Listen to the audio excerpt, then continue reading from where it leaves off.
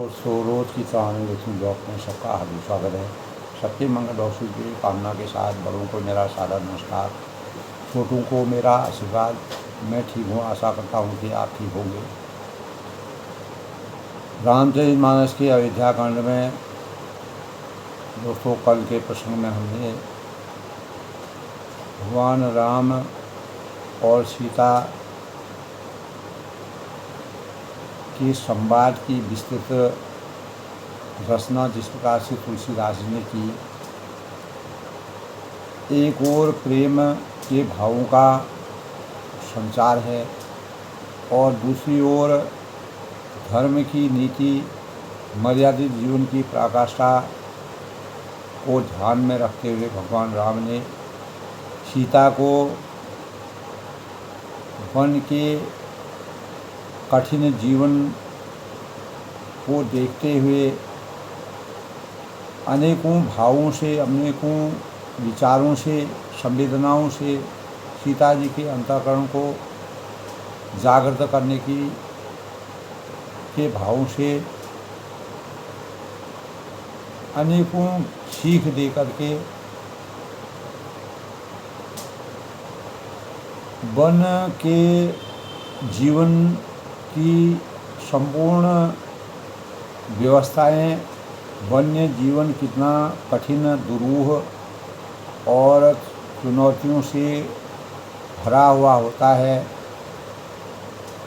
लेकिन सीता जी एक ओर जहाँ पवित्रता की प्रतीक हैं, वहीं पति धर्म की अनुयायी हैं और माता पिता की सेवा के भावों से यद्यपि वह जीवन और आत्मा के एक साथ रहने की बातें करती हैं और बिना राम के मेरा जीवन सार्थक नहीं है। नीति और मर्यादा में तुलसीदास जी ने दोस्तों इसी प्रकार का वर्णन किया है। रघुकुल की रीति के अनुसार बिना राम के सीता के जीवन की जो सुखमय जीवन है वह भले ही कठिनाई में बीते, लेकिन भगवान राम के चरणों का ध्यान करना, मनन करना, चिंतन करना और उनके स्वरूप में विराजित रहना, यह सर्वोपरि माना। अनेकों बार समझाने पर भी माता जब भगवान राम अनेकों बार जब समझाते हैं, तब सीता जी कहती हैं कि मैं सब बातों को ध्यान में रख करके बिना आपके मेरा जीवन सार्थक नहीं है। और माता के सामने यानी कौशल्या माता के सामने अपने भावों को कहने में संकोच करती है।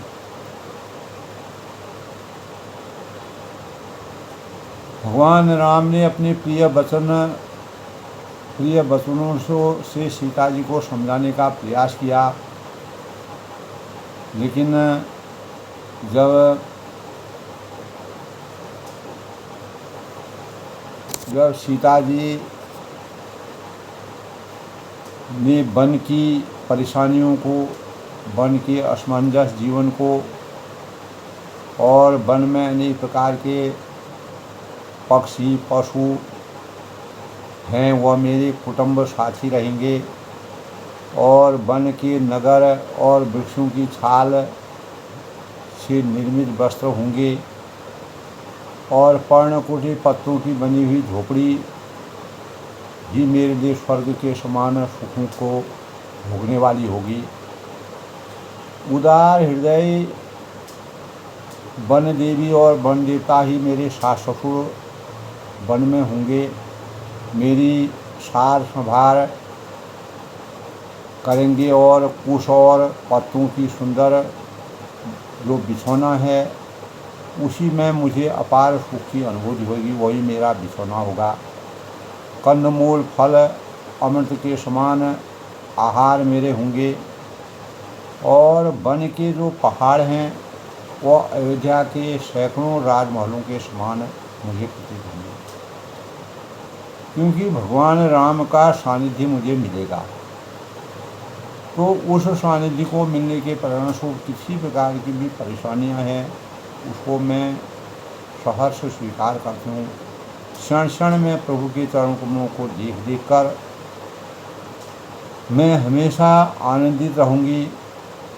और मैं इस प्रकार चकवी चंद्रमा को एक नज़र से देखी रहती है स्वाति नक्षत्र में, उसी प्रकार मैं भी उनके चरणों कमलों को देखती रहूँगी। ये नाथ, आपने वन के बहुत से दुख और बहुत से भय विषाद भगवान राम ने जो वन के संताप के बारे में कहा, परंतु हे कृपा निदान सीता जी कहती हैं कि वे सब भी प्रभु आपके वियोग होने वाले दुख और लवलेश मात्र भी मेरे समान दुख मेरे लिए दुखदायी नहीं है। ऐसा हृदय में जानकर सोचकर विचार कर सुजान शिरोमणि भगवान राम आप मुझे साथ ले लीजिए। मुझे किसी भी तरह से बिना आपके अयोध्या में रहना मेरे लिए शोभायमान नहीं है। मेरा अंतःकरण इस बात को स्वीकारता नहीं है। हे स्वामी, मैं अधिक क्या विनती करूं?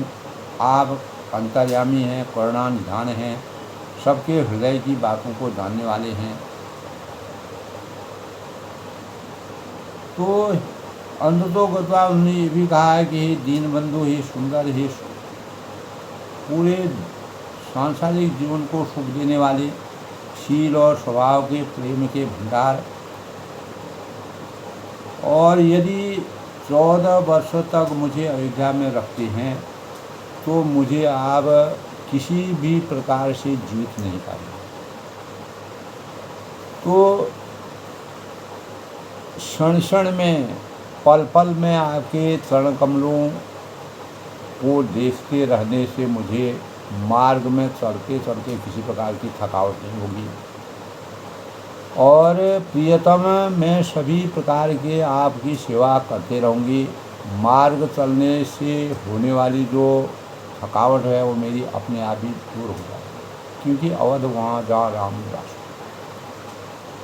आपके पैर धोकर पेड़ों की छाया में बैठकर मन में प्रसन्न होकर, हवा है, पानी है, उससे मैं पंखा यानी आपकी सेवा शुश्रूषा करूँगी। और पसीने की जो चलते चलते पसीने की बूंदों सहित श्याम शरीर को देखकर प्राण पति के दर्शन करते हुए मेरे जो दुख हैं, कष्ट हैं, उसके लिए मुझे समय ही नहीं मिले। तो समतल भूमि पर घास और पेड़ों के पत्ते बिछाकर, यानी भगवान राम ने उनको अनेकों कठिनाइयों का जो वृतांत किया उसका उत्तर सीता जी ने अपने तर्क सम्मति से दिया। और पेड़ों के पत्ते बिछाकर यह दासी रात भर आपकी चरण कमलों की सेवा करेगी, बार बार आपकी कोमल मूर्ति को निहारेगी, उसको हवा भी लगेगी।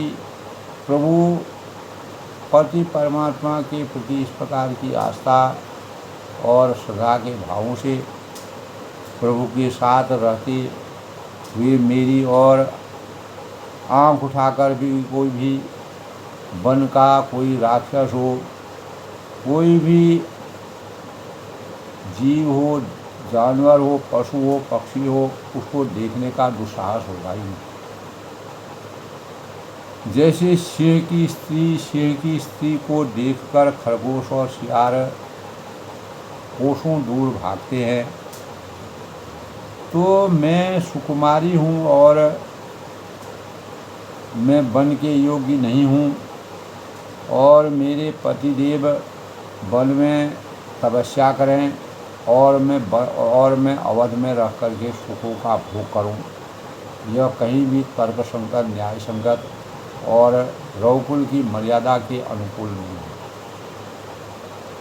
तो ऐसे कठोर वचनों को जब माता सीता ने भगवान राम के द्वारा कहे गए अनेक विपत्तियों का सामना करने के लिए उनको संतप्त किया, तो माता सीता ने अपनी तर्क बुद्धि से उनको सहज ही स्वीकार किया। और ऐसे कठोर वचन सुनकर जब मेरा हृदय अगर फटा नहीं तो प्रभु मालूम होता है कि वे मेरे प्राण यानी पामर के समान हैं।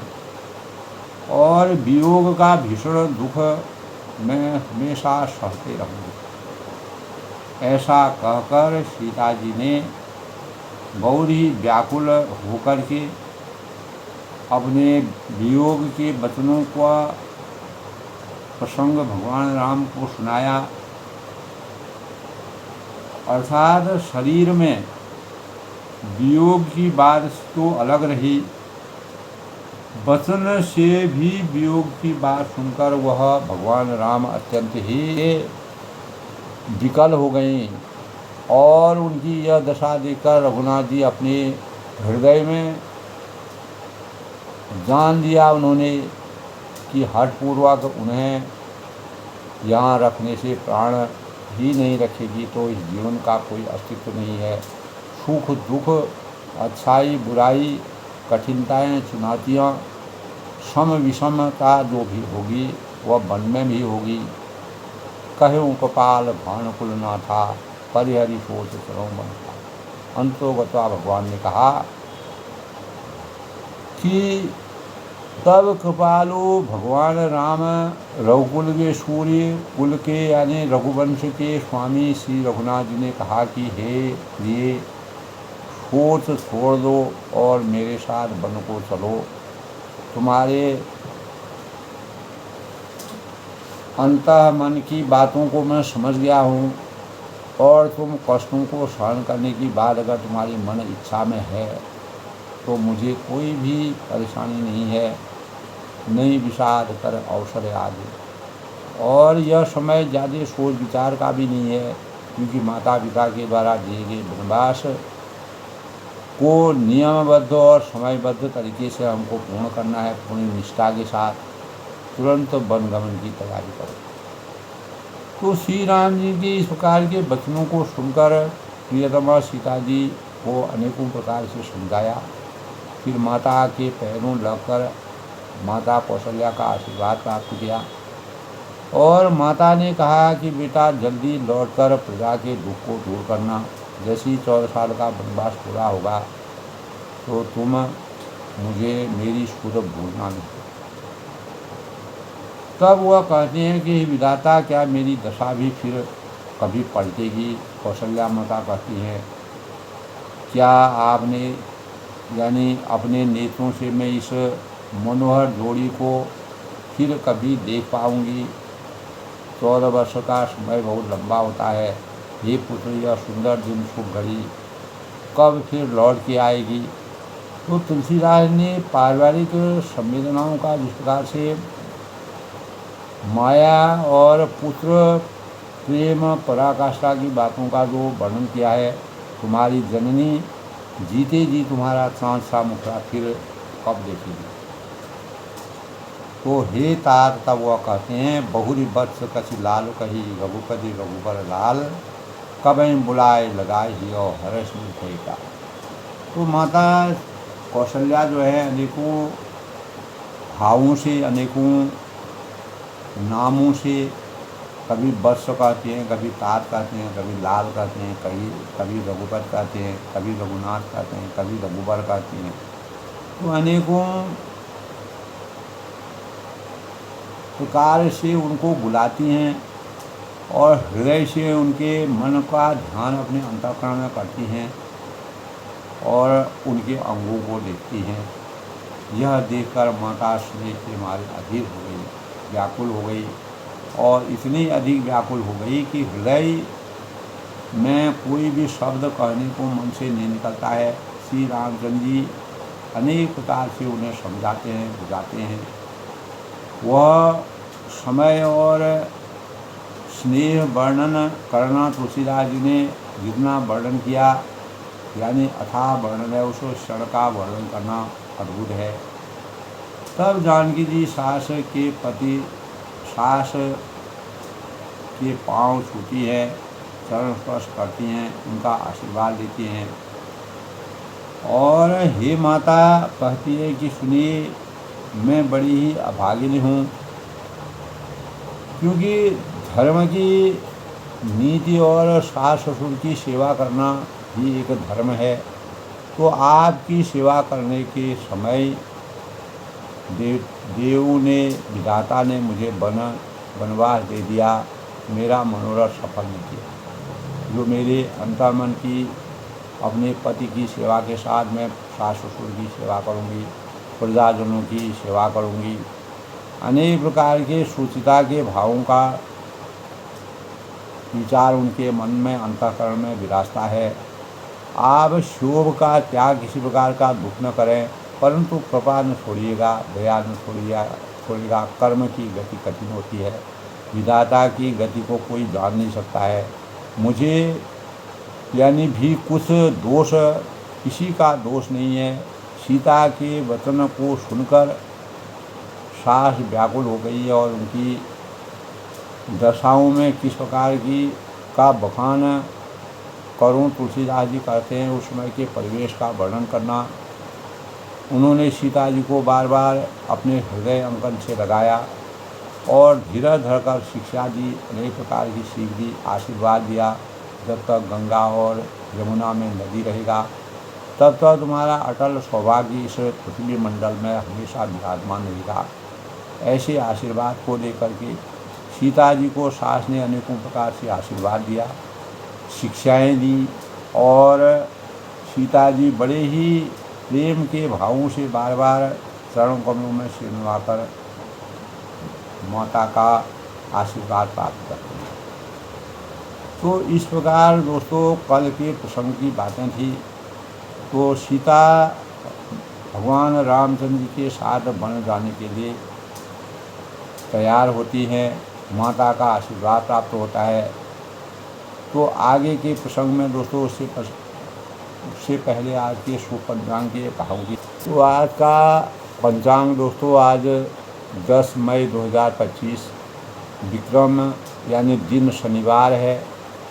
वैशाख माह के शुक्ल पक्ष की त्रयोदशी तिथि है।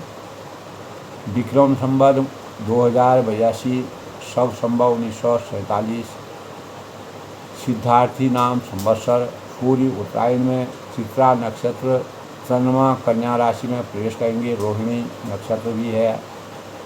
और आज दोस्तों अभिजीत मुहूर्त 11:51 से 11:51 से 12:45 तक। इस दौरान हम किसी प्रकार के शुभ कार्यों को कर सकते हैं। अमृतकाल आज दोस्तों 8:01 से 9:50 तक। और ब्रह्म मुहूर्त आज 4:10 से 4:52 तक। और विजय मुहूर्त 2:32 से 3:26 तक। गोधूली मुहूर्त जिसमें शुभ कार्यों को करना, जैसे शादी है, विवाह है, मंगल काल है, 7 बजे से 7:21 तक। राहु काल जिसके दौरान किसी भी शुभ कार्य को करना वर्जित माना गया है, यानी 8:56 से 10:37 तक। किसी प्रकार के शुभ प्रातः में शुभ कार्य को करना इस समय के दौरान वर्जित है। सूर्योदय आज 5:33 पर होंगे और सूर्यास्त जो है 7:02 पर। रवि योग का संयोग 12:09 से। और समृद्धि योग की शुरुआत का प्रतीक माना जाता है। यह आज का दिन अनेकों नई समृद्धि और शुरुआत के प्रतीक के रूप में माना जाता है। अक्षय तृतीया शुभ मुहूर्त, ग्रह प्रवेश, अनेक प्रकार के शुभ कार्यों को करने के लिए यह दिन शुभ माना गया है। अक्षय तृतीया को स्मृति और ऊंचाई के मानक के अनुसार शुरुआत का प्रतीक माना, किसी कार्य को शुरू करने का प्रतीक माना जाता है। हमारे शास्त्रों की मर्यादा के अनुसार इस दिन अनेकों मान्यताएं हैं कि भगवान श्री कृष्ण ने द्रौपदी को एक अजीब भोजन पात्र भेंट किया था। और इसी दिन यानी उद्यम शुरू करने, संपत्ति को अर्जित करने और अनेकों यानी जो आवश्यकताओं की पूर्ति और इच्छाओं की पूर्ति को प्रकट करने के लिए आदर्श यह दिन माना गया है। तो इसलिए यह दिन बहुत ही शुभता का मानक है। आज दोस्तों सप्ताह का शनिवार का दिन है। शनिवार की प्रकृति दारुण होती है। ओम शम शनिश्चाय नमः का जाप करना चाहिए। शनिदेव न्याय के देवता माने जाते हैं और कलयुग के अवतारी देवता भी माने जाते हैं। समुद्र मंथन के समय शनिदेव की ने देवताओं और राक्षसों के बीच में जब समुद्र मंथन हुआ था तो उसमें न्याय की पराकाष्ठा को सर्वोपरि माना। और शनि के साथ भैरव देवता की भी पूजा की जाती है। और हनुमान जी का सानिध्य शनिदेव को प्राप्त हुआ, ऐसा हमारे शास्त्रों में माना गया है। शनि और हनुमान जी को कलयुग के देवता माने जाते हैं। समस्त परेशानियों को, दुखों को, कष्टों को छुटकारा प्राप्त करने के लिए इस दिन हनुमान चालीसा का पाठ करना, सुंदरकांड का पाठ करना, शनि पाठ करना शुभता का प्रतीक माना गया है। शनिवार को पूरे दिन विधि विधान के साथ भगवान शनि की शिव आराधना, हनुमान जी की आराधना, शनि की उपासना करना, काला कपड़ा, काला तिल, अनेकों चीज़ें दान पुण्य करना चाहिए। इस दिन नमक है, तेल है, लोहे का सामान है, इसको खरीदना वर्जित माना गया है।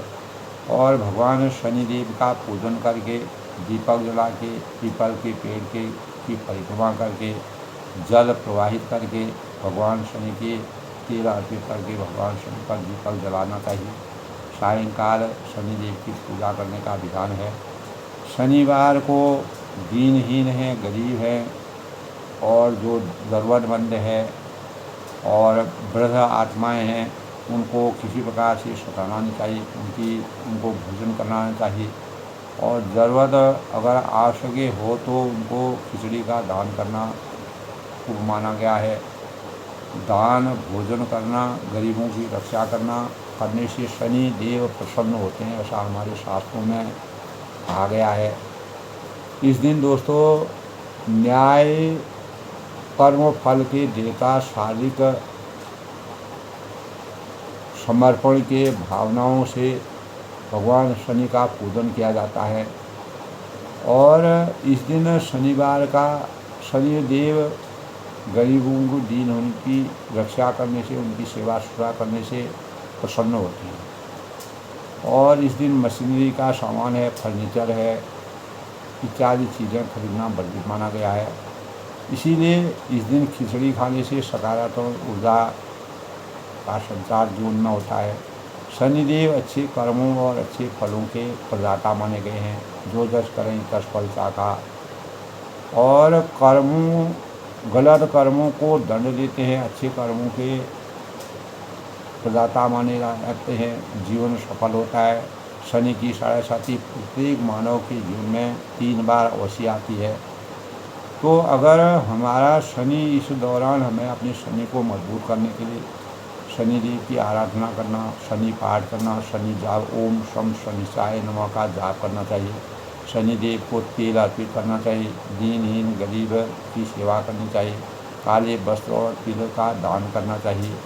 शनि को प्रसन्न करने से कल्याणकारी जीवन होता है। और यज्ञ सरसों का तेल का दीपक प्रज्वलित करना चाहिए। काल भैरव की पूजा भी शुभकारी मानी गई है, क्योंकि शनिदेव के सानिध्य में काल भैरव रहते हैं। नशीले पदार्थ और तामसिक भोजन का बिल्कुल भी प्रयोग इसमें नहीं करना चाहिए। शनिदेव का सबसे बड़ा शनिदेव का वास जो है पीपल के पेड़ के नीचे वास माना जाता है। और तिल के तेल का दीपक जलाना और भी शुभकारी माना गया है। तो काला कपड़ा, लोहे का सामान और उस दिन नहीं खरीदना चाहिए। इस दिन जन्मे जो जातक होते हैं वह दृढ़ निश्चयी होते हैं, बुद्धिमान होते हैं, व्यवसायी होते हैं, सीधे साधे होते हैं और बहुत ही क्षमाशील होते हैं। गहरे नीले कपड़े इस दिन पहनने चाहिए, ऐसा हमारे शास्त्रों का विधान है। तो शनि और हनुमान जी का सानिध्य, जब शनिदेव के शरीर में घाव हो गया था, भगवान शिव जब उन पर नाराज़ हो गए थे, तो उसी घाव को पूर्ण करने के लिए हनुमान जी ने उनका साथ दिया। इसीलिए भगवान शनि में तेल, सरसों का तेल चढ़ाने का विधान है। आज के रामचरितमानस के प्रसंग में, कल का प्रसंग हमने सीता जी को सर्वसम्मति से वन जाने की आज्ञा प्राप्त हो गई।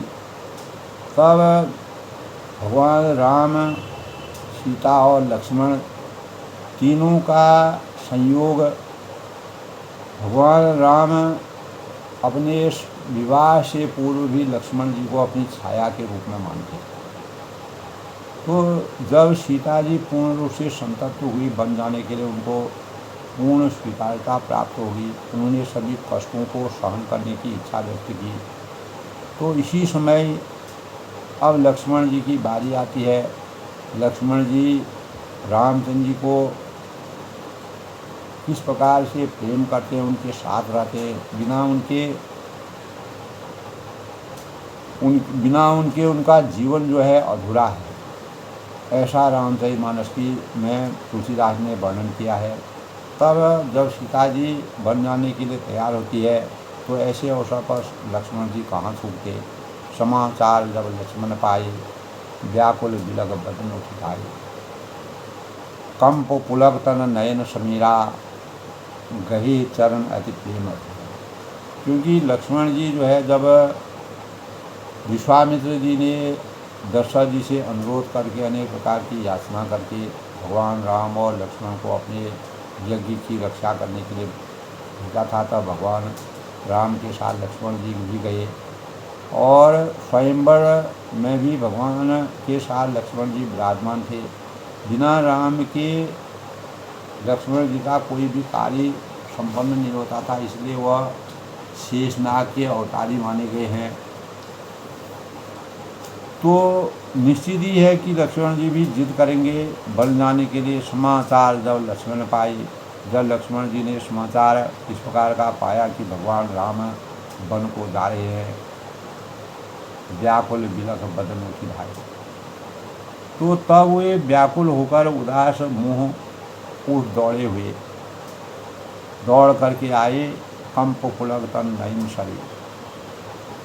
शरीरा, शरीर काँप रहा है, कहीं सोच रहे हैं कि कहीं मेरे को छोड़ के राम वन में न चले जाएं। क्षमा यानी रोमांस हो रहा है और नयन शनीरा, नेत्र आंसू से भरे हुए हैं। अथाह प्रेम की पराकाष्ठा का वर्णन तुलसीदास ने किया है। गहे चरण अति प्रेम अधीरा, प्रेम से अत्यंत अधीर होकर उन्होंने श्री रामचंद्र के चरण पकड़ लिए। यद्यपि वनवास केवल भगवान रामचंद्र को मिला था, लेकिन लक्ष्मण और सीता जी भगवान राम के हमेशा दाएं बाएं रहते थे। कहीं न सकई कछु चितवन छाड़े। लक्ष्मण जी इस प्रकार से विचलित हो गए कि वे कुछ भी कह नहीं सकते हैं। खड़े खड़े देख रहे हैं, विचार रहे हैं, मंथन कर रहे हैं। मीन दीन जन जलते गाड़ी, ऐसे दीन हो रहे हैं जैसे मानो कि जल से निकाले जाने पर जिस प्रकार मछली तड़पती है, दीनहीन हो जाती है, इस प्रकार की दशा उनकी हो रही है। और सोच हृदय विधि का होने हारा, और हृदय में यह सोच कर रहे हैं कि हे विधाता, क्या होने वाला है आखिरकार। सब सुकृत शिरान हमारा, और क्या हमारा सब सुख और पुण्य पूरा हो गया है। हमने अपने जीवन के सब सुख प्राप्त कर लिए हैं। ऐसा विधाता ने क्या रचा है, मोह कहूँ का कहव रघुनाथ। मुझको श्री रघुनाथ जी को जी क्या कहेंगे, रखें भवन की लंक ही ले ही साथा। अपने मन में वो विचारते हैं, सोचते हैं और अनेकों भावों से सोच करते हैं कि घर पर रखेंगे या साथ में ले चलेंगे। मर्यादित जीवन है, उनकी आज्ञा का पालन करना है। भ्रात प्रेम के भावों से भगवान राम के साथ जाने की उनकी अंतर से इच्छा है। तो राम वीरों के बंधु कर जोड़ श्री राम जी के भाई लक्ष्मण को हाथ जोड़े और शरीर तथा घर सभी से नाता तोड़े हुए खड़े। जब उन्होंने अपने घर शरीर कि उनका प्रकार का कोई मोह नहीं था, ऐसे समय में वो वहाँ पर भगवान राम के सामने खड़े हो गए। बोले बचन राम नई नागर। तब नीति में निपुण और शील और स्नेह सरलता और सुख के समुद्र भगवान श्री रामचंद्र जी अपने बचनों से बोले, तात प्रेम बस जन पद राहु कि ये तात परिणाम में होने वाले आनंद को हृदय में समझकर समुद्री हृदय परिणाम बुलाओ। तात प्रेम बस जान जनी कद राहु, हृदय में समझकर तुम प्रेम वश अधीर मत हो। किसी प्रकार से भी दुखी होने का कोई भी बात नहीं है। माता पिता गुरु स्वामी सिखाओ। जो लोग माता है, पिता है, गुरु है और स्वामी की शिक्षा को स्वाभाविक ही सिर चढ़ाकर शिरोधारी करते हैं, उनका पालन करते हैं।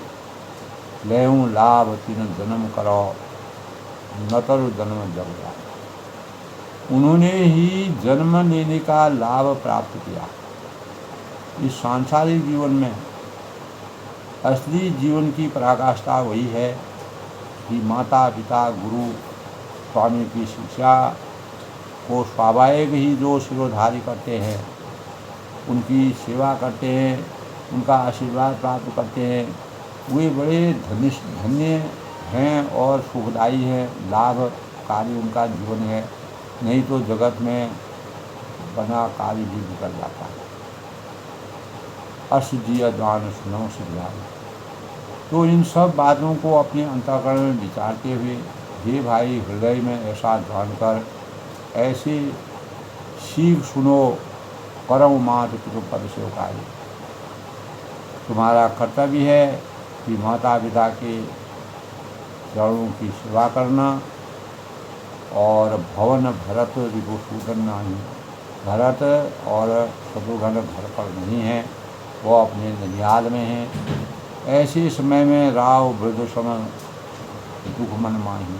महाराज वृद्ध है, चौथी अवस्था में दशरथ जी है और उनके मन में मेरा दुख है। तो इस दुख को समाप्त करने के लिए, दुख को ज़्यादा न बढ़ाने के लिए तुमसे मेरी अपेक्षा है कि तुम उनकी सेवा करो। मैं बन जाऊँ तुम्हें देव साथा। इस अवस्था में तुमको साथ लेकर बन जाऊँ तो अयोध्या हो समय मेरी अवध अनाथ। अयोध्या सब प्रकार से अनाथ हो जाएगी, बिना राजा के हो जाएगी। बिना राजा के कोई भी राज्य नहीं कर सकता है, कोई भी सेवा भाव नहीं कर सकता है। तो राजा अपनी प्रजा के अनुसार प्रजा के हितों की देखभाल करने के लिए राजा का होना उनका आश्रय है। माता पिता के आशीर्वाद के बच्चों के अनुसार मुझे वन का राज्य दिया है, वन जाना है और 14 वर्ष के वन के बाद मैं पुनः लौटूंगा। तब तक तुम्हें अवध का राज करना है। माता पिता गुरु बांधवों की सेवा करनी है। गुरु पितु मातु प्रजा परिवार, गुरु है, पिता है, माता है, प्रजा है, परिवार, सभी पर दुख का दुसह भार आ पड़ा है। रहूँ रहूँ रहूँ करहूँ सब परितोष। तो अतः तुम यहीं रहो, क्योंकि सबका संतोष करते रहो।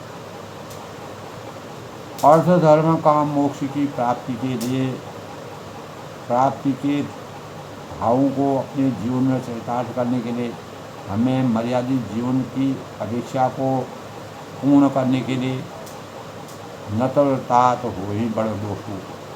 अगर तुम मेरे साथ वन को चलोगे तो इस प्रजा, माता पिता, गुरु और प्रजा का क्या होगा? नहीं तो हितार बड़ा दोष हो जाएगा, और जिसके परिणाम स्वरूप राज्य में प्यारी प्रजा दुखी रहेगी। दास राज प्रिय प्रजा दुखारी। जिस भी राजा के राज्य में अगर जासु राज प्रिय प्रजा दुखारी, जिस राजा के राज्य में प्रजा दुखी हो जाती है, परेशान हो जाती है, वह राजा अवश्य ही नरक का अधिकारी होता है। वह इस लोक, इहलोक और परलोक में कभी भी सुख की प्राप्ति नहीं कर सकता है। यह हमारी मर्यादा बताती है। लेकिन पिता के संकल्प को पूरा करना, माता के वरदानों को पूरा करने के परिणाम स्वरूप मुझे बन जाना तो अनिवार्य है। रहो तात ऐसी नीति विचार। इसलिए हे तात, ऐसी नीति विचार कर तुम पर रहो। सुनत लखन भई व्याकुल भाग। लेकिन भगवान की बातों को सुनकर के भी लक्ष्मण का जीवन भी, जिस प्रकार सीता का जीवन बिना भगवान राम जी के अधूरा है, उसी प्रकार लक्ष्मण जी का जीवन भी भगवान राम के बिना अधूरा है। तो वो व्याकुल हो गए। शेरे वचन सूखी गए कैसे? इन शीतल वचनों को वे कैसे सूख गए, जैसे पाले के स्पर्श से कमल सूख जाते। यानी सुई मुई का पत्ता होता है, सुई मुई का पौधा अगर उसको हम छू लेते हैं तो वो एकदम मुरझा जाता है। इसी प्रकार इतना ही कहने पर लक्ष्मण जी के द्वारा अवध में ही रहने की बात कहने पर रामचंद्र ने जब कहा तो वह इस प्रकार से उनका, जिस प्रकार कमल के फूलों में पाला गिर जाता है वह सूख जाते हैं, उसी प्रकार का जीवन उनका हो गया। उतर न आवत प्रेम वसो कही चरण अपलाद। और प्रेम व लक्ष्मण जी के मुख से कोई उत्तर देने में वो असमर्थ होते। अगर कुछ कहते हैं तो बड़े भाई की मर्यादा है, रघुकुल की नीति है, मर्यादा है। रघुकुल रीत सदा चली आई, प्राण जाए पर वचन नहीं जाई। मर्यादित जीवन है, धर्म की रक्षा करनी है, प्रजा का हित करना है। हार जो है लक्ष्मण जी के सिर पर अवश्य आया है, क्योंकि भरत वहाँ पर नहीं है। तो तब वह भगवान रामचंद्र की इस प्रकार की बातों को सुनकर के बहुत ही औखला गए, यानी व्याकुल हो गए। श्री रामचंद्र के चरण पकड़ लिए उन्होंने और उनसे कहा कि नाथ दास में स्वामी तजौ न काहे प्रसाद। हे नाथ, मैं दास हूँ, आपका सेवक हूँ, हमेशा आपका साथ मैंने बचपन से आज तक कभी नहीं छोड़ा। अतः आप मुझे अगर यहाँ छोड़ ही दें तो मेरा क्या बस है, मैं कुछ भी नहीं कर सकता हूँ। मैं तो आपके द्वारा किए गए कार्यों को पूर्ण करने में, आपके द्वारा, आपके जीवन के साथ मेरा जीवन चलता है। दीन मोह सिख नीत गोसाई लाए अगम अपनी कदरा। तो हे स्वामी, आपने मुझे सीख तो बड़ी अच्छी दी है, मर्यादित सीख है, नीति है, रक्षा, मर्यादा की रक्षा के लिए रघुकुल की नीति के अनुसार, पर मुझे अपनी कायरता से वह मेरे लिए अगम यानी मेरी पहुँच से बाहर है। बिना आपके मैं कुछ भी अपने जीवन में सामर्थ्य प्राप्त नहीं कर सकता। नर बर धीर धर्म धुरधारी, और शास्त्र और नीति के तो ये श्रेष्ठ पुरुष अधिकारी है। और जो धीर है, धैर्यवान है और जो धर्म की धूरी को धारण करने वाले हैं। मैं शिशु प्रभु स्नेह प्रतिपाला, मैं तो प्रभु आपके स्नेह में पल रहा हूँ, आपके सानिध्य में पल रहा हूँ, छोटे बच्चे के समान हूँ। मंदरु मेरु की लेह मराला, कहीं हंस भी मंदराचल या सुमेर पर्वत में उठा सकता है। तो मैं तो कोई भी कार्य आपके बिना कर ही नहीं सकता हूँ। गुरु की तो मात न जान हो का। हे नाथ, स्वभाव से ही मैं कहता हूँ कि आप विश्वास करें कि मैं आपको छोड़कर आपके सानिध्य के बिना गुरु पिता माता किसी को भी नहीं जानता हूँ। आप भी मेरे, तुम्हें माता च पिता तुमेव, तुम्हें बंधु सखा तुमेव, तुम्हें विद्या द्रोणम तुमेव, तुम्हें सर्वम मम देव। यानी आप मेरे सब देवताओं के भी देव हैं। आप ही मेरे माता हैं, आप ही मेरे पिता हैं, सर्वस्व आप ही मेरे हैं। जहाँ लगी जगत स्नेह सगाई प्रीत प्रीत निगम। जगत में जहाँ तक स्नेह का समन्वय है, प्रेम और विश्वास है, प्रीत प्रतीत निगम निर्गाई, जिनकी स्वयं वेदों में भी कहा गया है कि हे स्वामी, हे दीन बंधु, हे सबके हृदय के अंदर के अंतर्यामी भगवान राम जानने वाले मेरे, तो यह सब कुछ केवल आप ही हैं। यानी आप मेरे सर्वज्ञ हैं। धर्म नीति उद्देश्य ना ताही, धर्म नीति उपदेश ताही। धर्म और नीति का उपदेश तो उसको करना चाहिए जिसे कीर्ति विभूति ऐश्वर्य या सदगति प्यारी हो। तो मेरे को तो जैसा आप बताते हैं उसी अनुसार मैं करता हूँ। आपके बिना मैं अधम हूँ, मन क्रम वचन चरण रत हुई। किंतु जो मन वचन और कर्म से चरणों में ही प्रेम रखता हो, आपके चरण ही मेरे लिए सब कुछ हैं, तो हे कृपा सिंधु परिहूँ की सोई, क्या वह भी त्यागने योग्य है? अगर मन वचन और कर्म से जो आपके चरणों में समर्पित है, आप उसको त्याग सकते हैं, किसी प्रकार से नहीं त्याग सकते हैं।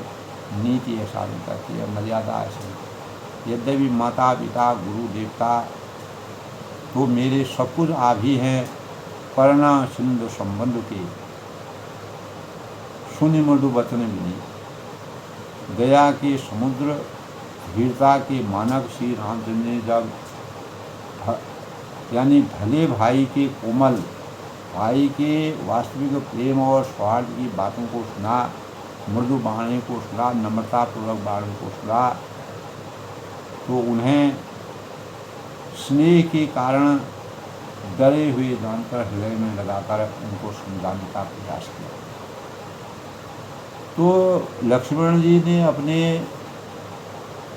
जीवन में भगवान रामचंद्र के शादी व बचपन से ही रहे और बिना राम के सानिध्य के लक्ष्मण जी का जीवन अधूरा है। यह रामचरितमानस में अनेकों जगह इस प्रकार का प्रसंग है। लक्ष्मण जी को जो भी कार्य करने होते थे, भगवान राम का नाम लेके वह कार्य करते थे। भगवान राम के ही सामर्थ्य से वह उनमें जीवन संचार होता था। तो दया के समुद्र श्री रामचंद्र ने बड़े भाई होने के नाते कोमल और नम्रता युक्त वचन जब लक्ष्मण जी के सुने तो उन्हें अपना हृदय से लगाया और डरे हुए उनको डरा हुआ जान करके अकेला होने पर वह डर रहे हैं। अनेक भावनाएं उनके अंतःकरण में आ रही हैं। हृदय से लगाकर उनको समझाया बुझाया। तो आज के प्रसंग में रामचरितमानस के अयोध्या कांड में सीता जी के बाद लक्ष्मण जी किस प्रकार से भगवान राम से बन जाने के लिए अनुरोध करते हैं, विनय करते हैं, उनके कृपा पात्र बनते हैं। बिना राम के उनका जीवन सार्थक नहीं है। तो पूर्ण रूप से समर्पित लक्ष्मण जी वो हृदय से लगाकर वह क्या समझाते हैं कल के प्रसंग में, आज के प्रसंग में अपनी वाणी को विराम देते हुए। तो वास्तव में माता, तब लक्ष्मण जी जो कहते हैं गुरु है, पिता है, माता है, किसी को भी मैं नहीं जानता हूँ। यानी स्वभाव से ही कहता हूँ कि आप विश्वास करें अपने मन में, इस बात का विश्वास करें, मैं सब आप पर छोड़ देता हूँ। माता पिता गुरु देवता, तुम्हें माता पिता देव, तुम्हें बंधु सखा देव, तुम्हें विद्या देव, मेरी तो सब देवों के देव आदि है, आदि सब कुछ मेरी है। तो यानी समर्पण की भावनाएं लक्ष्मण जी के अंतःकरण में विराजती हैं। और बाल्यकाल से ही जिस प्रकार के बिना राम के लक्ष्मण एक सेकंड भी नहीं रख सकते थे, तो इन्हीं भावों से जब भगवान लक्ष्मण जी को पता चलता है कि रामचंद्र जी बन जा रहे हैं, सीता माता जी ने उनसे उनका आशीर्वाद प्राप्त कर लिया है, तो लक्ष्मण के लिए तो सब माता पिता गुरु देवता सब राम ही हैं। समर्पण और सुधा भावों के संचार का तुलसीदास ने विस्तार से वर्णन किया है, और भ्रात प्रेम की असीम पराकाष्ठा है। वो अपने इसी के अनुसार दोस्तों हमारे जीवन में नीति मर्यादा और संस्कारों की संरचना, यहाँ पर धर्म संकट तो है, माता पिता गुरु देवता प्रजा का हित करना भी अनिवार्य है, लेकिन कोई न कोई हल हर चीज़ का निकलता है। अगर लक्ष्मण जी चले जाते हैं, बन जाते हैं, तो भरत जी अयोध्या में आएंगे, ऐसा आगे की रचना होगी। लेकिन विधि का विधान जो होता है उसी के अनुसार कार्य होता है। इसीलिए हमें किसी भी कार्य से के प्रति अगर वह नकारात्मक भी हो तो उसमें भी भगवान के ऊपर छोड़ देना चाहिए। अपने कर्म पथ पर चलते हुए अपने भावों को, अपने स्वभाव भावों का समर्पण करते हुए कर्म प्रधान विश्व रचना का जो जस करे तस फल चाहता। तो इस प्रकार के ज्ञान से तुलसीदास ने मानव चेतना को जगाने का प्रयास किया है। भातृत्व प्रेम और समर्पण की भावनाओं का जो चित्रण किया है वह हृदय स्पर्शी है। जय श्री राम के साथ में आज अपनी वाणी को विराम देता हूँ। कल फिर आगे के प्रसंग में प्रस्तुत होगा।